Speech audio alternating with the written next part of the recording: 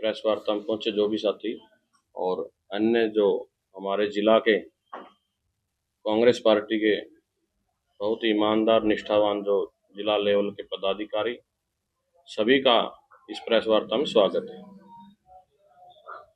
देखिए, मुद्दा आप सभी को भी पता है। कल जिस प्रकार से हमारे कुछ नेताओं ने और पार्टी के हाईकमान के खिलाफ जिस तरह की ओछी मानसिकता दिखाते हुए बात करी है, वो निंदनीय है। हम उस पर कड़ा रोष प्रकट करते हैं और आपके माध्यम से उन्होंने हमारे जो स्टेट के मास लीडर हैं उन पर भी आरोप लगाया। पर्सनली मेरा नाम लेके भी उन्होंने टिप्पणी की है। तो आपके माध्यम से उनको जवाब देने के लिए आज रूबरू हुए हैं। सबसे पहले तो यह है कि हम उनसे पूछना चाहते हैं, जो भी साथी कल बोल रहे थे, एक तो कि जिस प्रकार पूरे हरियाणा में कांग्रेस पार्टी ने हर नेता की उसमें सहमति थी, वो चाहे प्रदेश सत्र का कोई भी नेता हो, कांग्रेस पार्टी ने सर्वे पे टिकट दिया। उसके खिलाफ प्रोफेसर साहब कह रहे हैं कि सर्वे पे टिकट नहीं। रामनिवास गोडला जी कह रहे हैं सर्वे पे टिकट मिली। राम भगत शर्मा कुछ कह रहे हैं, धर्मवीर गोयल जी कुछ कह रहे हैं। तो सबसे पहले तो आपको ये देख लेना चाहिए, जिसका महल कांच का हो, शीशे का हो, तो उसने कभी भी दूसरे के घर पे पत्थर नहीं मारने चाहिए। क्योंकि हाईकमान का काम था आपको टिकट देकर के भेजना। आप किसी को साथ लेकर ना चल सके, आप में इतना अहंकार था, या आप सोच रहे थे कि आप कई लाख के मार्जिन से जीत रहे हैं, आप किसी के घर नहीं गए, आपने किसी से वोट नहीं मांगे, तो रिजल्ट आपके खिलाफ आया है, तो दूसरों को कोसना गलत बात है। दूसरी तरफ आप पे भ्रष्टाचार के आरोप लगे। आज वीडियो भी सबके सामने है। नौकरियों में पैसे लेने के आप पे आरोप लगे। मैं वीडियो भी दिखाऊंगा आपको, जिस प्रकार पीछे CLU कराने के आपकी वीडियो, आज भी मुकदमे आज आप पे दर्ज हैं। तो उन चीजों ने आपका पीछा नहीं छोड़ा और आप किसी को सफाई नहीं दे पाए। उसके कारण आप लोगों को मत कोसिए। आप समाज के हर वर्ग को जिम्मेदार ठहराते हैं अपनी हार का। मैं उनको बताना चाहता हूं कि सामान्य वर्ग के हर बूथ पे वो जीतते हैं। और जहां हमारे प्रदेश के बड़े नेता, वो चाहे हुड्डा साहब हो, दीपेंद्र हुड्डा जी हो, हमारे सांसद महोदय, और यहाँ से मौजूदा सांसद जयप्रकाश जी हो, जिस भी गांव में प्रचार करने के लिए गए हैं, भारी बहुमत से कांग्रेस पार्टी के प्रत्याशी को जीत मिली है। वो चाहे लाडवा की बात हो, चाहे डाबड़ा हो, चाहे सातरोड हो, सभी बूथों पे जीत मिली है। परंतु आज भी आप आला कमान को कोस रहे हो, तो कहीं न कहीं आपका मानसिक संतुलन खराब है। प्रोफेसर साहब ने कहा कि 2009 में मैं कांग्रेस पार्टी में आया तो कांग्रेस पार्टी की सरकार बनी। मैं उनसे पूछना चाहता हूं कि 2009 में तो हम आदमपुर भी जीत रहे थे। 2009 में जो आज हमारा विधायक चंद्र प्रकाश जी आदमपुर से बने हैं, ये कार्य 2009 में हो चुका था। किसने सेटिंग करी थी? किसके साथ आपने सेटिंग करी थी अपनी सीट को बचाने के लिए? आप बताइए, लोगों को सब पता है। और 2014 में आपके ही कारनामों की वजह से जो आपने चुनाव में चंदे लिए, जो आपने नौकरियों के नाम पे लोगों को ठगा है, वो किसी भी रूप में हो, उनकी वजह से जो 2009 में 40 सीट आई थी, 2014 में 15 सीटों पे कांग्रेस आ गई थी।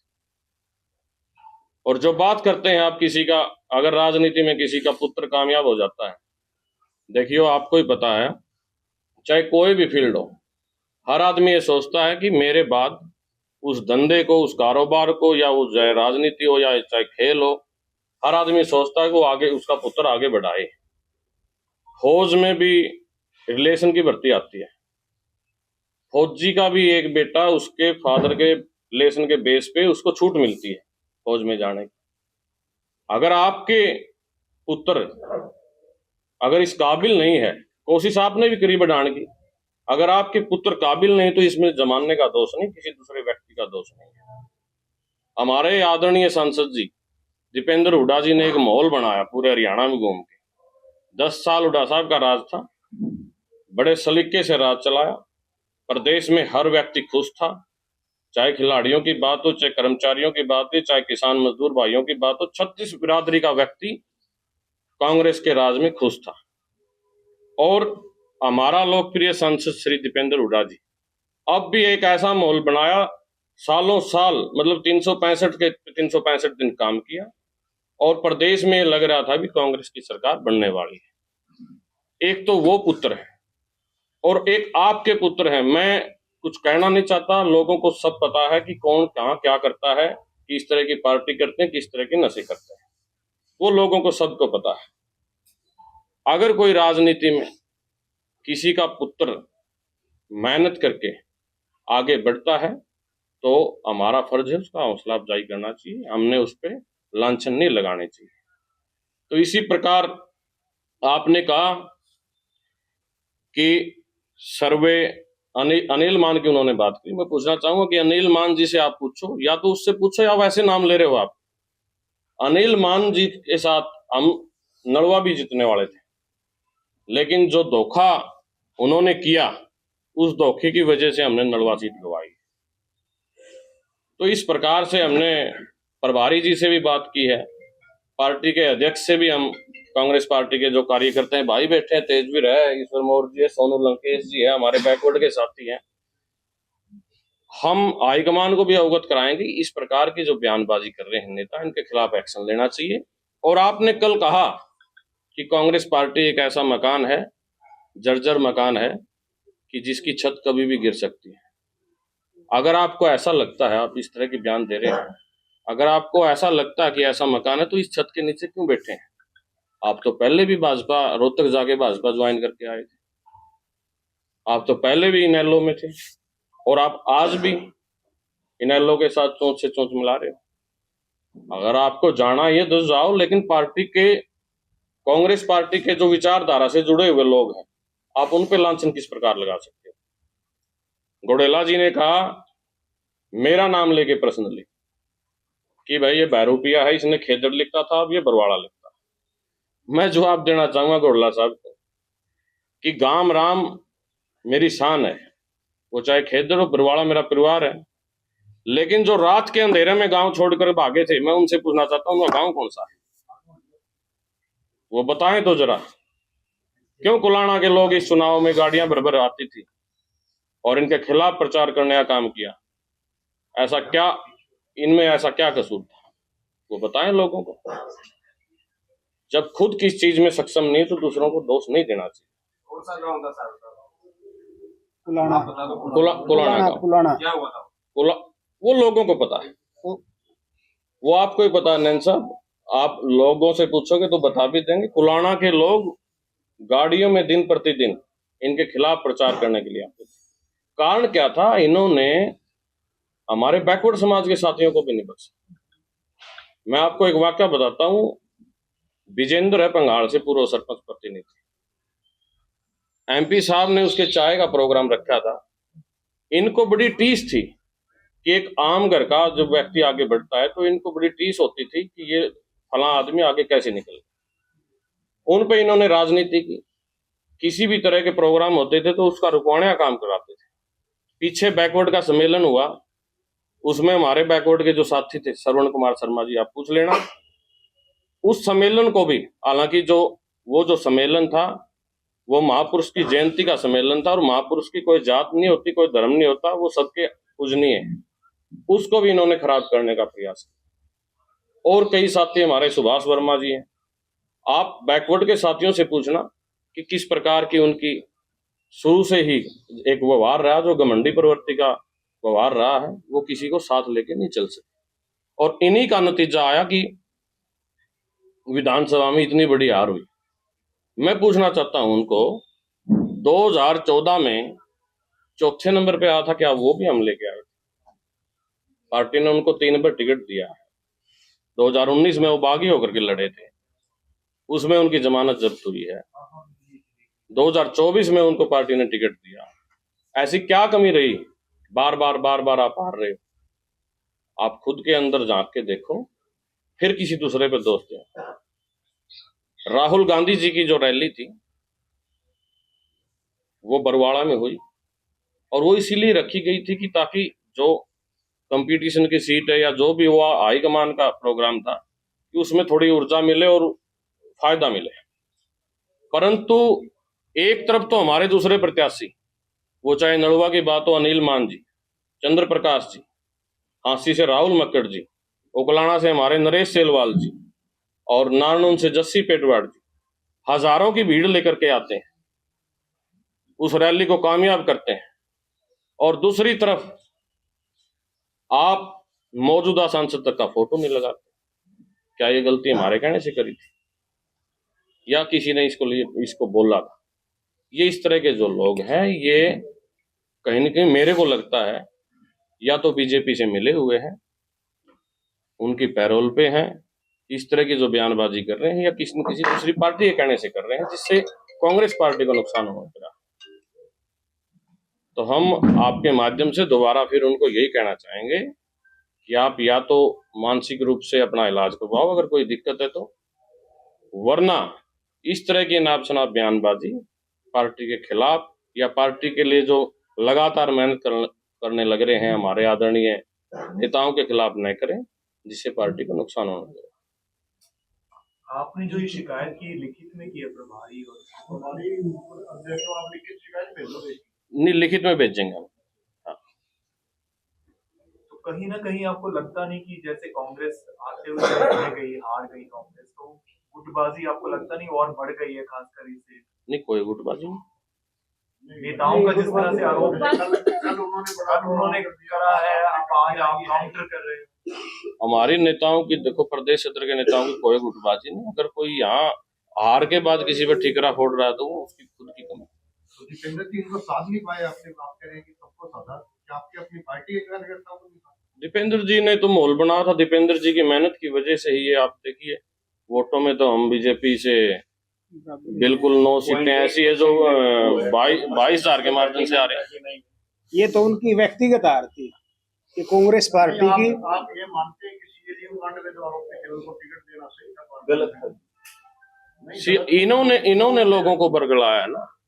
सीएलयू टिकट देना सही था हाईकमान का फैसला, तो आरोपी है हाईकमान ने, देखिए जो इनके ऊपर आरोप थे वो इनके व्यवहार की वजह से कहीं न कहीं कमी रही होगी। टिकट वितरण से पहले कांग्रेस हाईकमान ने कहा था दागी और बागी जो नेता है उन्हें टिकट नहीं दी जाएगी, कहीं ना कहीं उसी का खामियाजा बरवाला में भुगतने होगा। वो प्रदेश सत्र का फैसला था, उस कमेटी में ना तो हम थे, वो हाईकमान का, उसमें प्रदेश के जो बड़े लीडर थे उनकी कमेटी बनी हुई थी, हमारी स्क्रीनिंग कमेटी, उनका काम था। सर, बरवाला से जो हार हुई है उसका जिम्मेदार आप किसको मानते हैं? प्रत्याशी को मानते हैं। तो लगातार जिस प्रकार से कांग्रेस कह रही थी कि हम सर्वे करवा रहे हैं, तो क्या वो सर्वे आप विफल मानते हैं उसको? नहीं, पार्टी ने सर्वे करवाए हैं, अपने सत्र पे अच्छे सर्वे कराए हैं। कहीं अगर गड़बड़ रही है तो प्रत्याशी की रही है। सर में रामनिवास सराड़ा लगातार भीतरी घात की बात बोल रहे हैं, उसको आप कैसे? मैंने उनका बयान नहीं लिया। सर शुरू में तो इशारों में चल रहा था, सब खुलेआम नाम ले लेके हो रहा है, क्या लग रहा है? अभी जैसे 2 दिन से कोरोना आपके कल उनका आज उनका, अभी आप पार्टी के लिए मजबूती के लिए क्या करोगे या यही चलता रहेगा? तो इसी के लिए तो हम प्रेस कॉन्फ्रेंस करी हमने, ताकि जो लोग कल आरोप लगा रहे थे हम उनको बताना चाहते हैं। जो यहाँ हिसार में भी कुछ पंचायती लोग हैं जो अपने आप को बड़ा पंचायती समझते हैं और जिनकी कमीशन खाने की जिनकी मंशा रही है, इस प्रकार के लोगों को नहीं बोलना चाहिए। अगर आज पार्टी के लिए आज कमजोर समय है तो आज मेहनत करने का समय है, पार्टी के लिए मेहनत करनी चाहिए, ना कि अपनी कमी का ठीकरा किसी दूसरे को। कल के प्रोग्राम में संपत सिंह जी ने सभी ने आरोप लगाए थे खुला स्टेज के ऊपर। देखो, जयप्रकाश जी सांसद है, हमारी पार्टी के बड़े नेता, उनको तो बच्चा जानता है जिस प्रकार से इन विपरीत परिस्थितियों में इतने बढ़िया मार्जिन से उन्होंने जीत दिलाई हिसार से, और हिसार में एक भी सीट न होने के बावजूद आज 3 सीटों में कांग्रेस आई। जब से जयप्रकाश जी हिसार के जिला प्रभारी बनाए थे ना, उसके बाद हिसार जिले में जयप्रकाश जी ने कांग्रेस को मजबूत करने का काम किया। और जो 2005 में कांग्रेस पार्टी का एमपी जयप्रकाश जी बने थे, उसके बाद 2024 में जयप्रकाश जी बने हैं। देखो आप आदमपुर का इतिहास देखो, कितना बड़ा गढ़ तोड़ा, ये सारी जयप्रकाश जी की मेहनत है। सत्येंद्र जी, कल जो प्रोग्राम हुआ उसको डिफेंड करने के लिए, काउंटर करने के लिए आज आप प्रेस वार्ता कर रहे हैं, तो प्रदेश स्तर पे जो आपके कार्यकर्ता हैं उनके अंदर अब ये मजबूत कांग्रेस होगी या किस तरह से कांग्रेस को देखेंगे अब लोग? और मजबूती आएगी या डाउन फॉल आएगा? देखिए, आपने जो सवाल कराया इसका जवाब मैं दूंगा कि एक हरियाणवी में कहावत है, महस तो कोई छोरन दोपहरी का बेरा पड़े। ये जो लोग हैं, अब कांग्रेस दोगुनी गति से आगे बढ़ेगी, नए लोग आएंगे, युवाओं का जमाना है। लेकिन ये जो लोग हैं, कभी भी आपने देखा होगा जब माये टोल पे किसान बैठते थे, जब भी इन्होंने उल्टी टिप्पणी करने का काम किया, इनका हुक्का पानी बंद किसानों के द्वारा किया गया।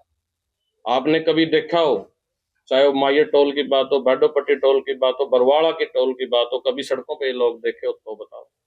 एक तरफ कांग्रेस का कार्यकर्ता जो लगातार पार्टी के लिए और समाज के लिए मेहनत करता है, ये अब जो ड्राइंग रूम की राजनीति वो रही नहीं है। अब नए लोग आएंगे और हमारे नेताओं के साथ सामंजस्य बिठाते हुए कांग्रेस आगे बढ़ेगी। सर, कल एक ऑडियो का भी जिक्र किया था रामनिवास जी ने, उसको लेकर क्या कुछ कहना चाहते हैं? वो सही है या वो फेक है? एक ऑडियो वायरल हुई थी जातिवाद को लेकर। ये ऑडियो मैंने चुनाव में रामनिवास जी की ऑडियो जरूर सुनी थी, आप भी देख लेना, आपको दिखा देता हूँ। रामनिवास गोडेला ने शिकायत भी की थी हाईकमान को कि मेरा नेताओं ने, पार्टी के नेताओं ने, वो तो अगर हाईकमान को शिकायत भी दी थी। बोए पेट बबूल के तो आम कहाँ से होए?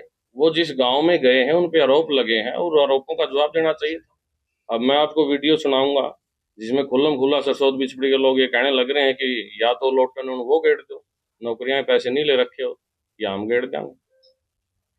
तो इस तरह के जो आरोप लगे हैं, बदलियों के नाम पे जो पैसा इन्होंने लिया है, तो फिर उसका जवाब देना चाहिए ना। तो अभी क्या चाहते हैं आप हाईकमान? जुगलान से हमारे सरपंच साहब बैठे हैं, पूर्व सरपंच, हर आदमी को इनके कर्म कांड से सबको पता है और अपने कर्मों की वजह से यार सारण साहब, जिस तरीके से आप बरवाड़ा से दावेदार नहीं करते, लेकिन पार्टी ने आप पर भरोसा नहीं करती, और कल रामनिवास गोडेला ने जिस तरीके से जिन नेताओं को एक किया बरवाड़ा में और खुल्लम खुल्ला उन्होंने कहने के आरोप लगाए हाईकमान पर, यहाँ तक कि प्रोफेसर संपत सिंह ने ये भी कहा कि दिल्ली और चंडीगढ़ के नेताओं का चक्कर छोड़ो, अपने नेताओं को मजबूत करो। उनसे प्रोफेसर राम भगत भी थे, रामनिवास गोडेला भी थे, प्रोफेसर संपत भी थे, कुछ और भी नेता थे। तो क्या समझा जाए, क्या ये नेता कांग्रेस को छोड़कर जाने वाले?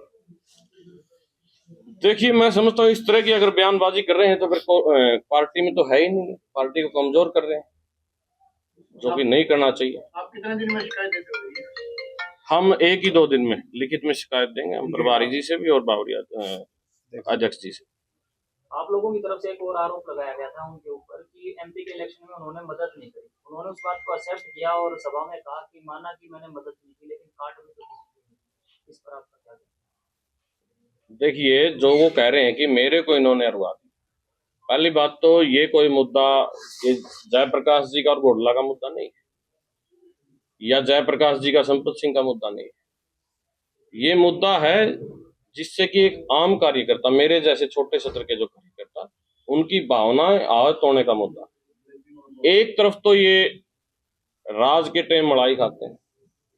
संपत सिंह ने खुद ने कहा था, आप कल अगर सुनोगे तो, कि जैसे ही कांग्रेस का माहौल था ऐसे ऐसे लोग स्टेज पे चढ़ जाते थे, बैठने के लिए जगह नहीं थी, ये कोई सिस्टम नहीं था, ये कोई मतलब ये है कि उनको आम घर का जो कार्यकर्ता कोई आगे बढ़ता है तो उनकी आंखों में कटक जाता है। बात ये थी। चुनाव के दौरान रामनिवास गोडेला जी को जुगलान गांव में जिस टाइम वो प्रचार कर रहे थे, जुगलान गांव में उसको बकायदा परस से नीचे उतार दिया, उससे ये कह दिया गांव से वापस चले जा, तेरे वोट नहीं मिलने वाले क्योंकि तुमने नौकरियां बेची है। बकायदा हर गांव के अंदर जो रामनिवास गोडेला को इस चीज का सामना करना पड़ा। कितनी नौकरियां, कितने गाँव में विरोध हुआ, कितने गाँव का मामला है ये तो रामनिवास जी जाने अब किस किस से ले रखे हैं। आपने अपने लेवल पर भी पता किया होगा? वो खुली वीडियो आपको दे देंगे, जुगलान गाँव की अभी तो अभी दे जुगलान- देंगे। वो तो सीएल सही है फिर, नहीं, पैसों वाली वीडियो, पैसे वाली वीडियो सही है। वो रामनिवास वेरीफाई करे सही है गलत है, हमारा हमने थोड़े लिए। इसमें एक सवाल ये है, हिसाब पार्टी सुनिए, के नेता तो आप भी रहे ना जी। कांग्रेस कहती है ईवीएम में गड़बड़ है और नेता कहते हैं हमारे को रहा है, तो इसमें कौन सा सवाल जवाब दिया, ईवीएम का या नेताओं के आरोप का?